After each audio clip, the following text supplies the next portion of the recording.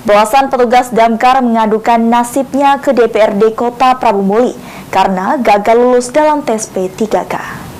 P3K yang salah satunya terhadap DPRD Kota Prabu Muli memfasilitasi rapat audiensi petugas damkar yang protes akan hasil kelulusan tes P3K yang langsung dihadirkan Kepala BKP SDM.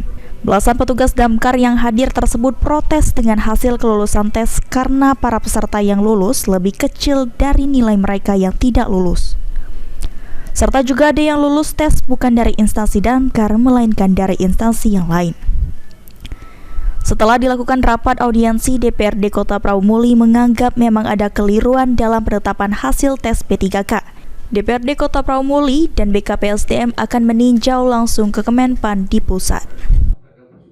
Setelah melakukan rapat audiensi tadi, BKP SDM bersama anggota DPR Kota Prabu Muli akan segera meninjau hasil Kemenpan yang berada di pusat untuk membahas tentang yang terjadi di damkar Kota Prabu Muli. Sementara itu, Wakil Ketua DPRD Kota Prabu Muli akan meninjau langsung ke Kemenpan terkait keputusan kelulusan P3K di petugas damkar. Kita mengundang langsung Kepala BKP SDM.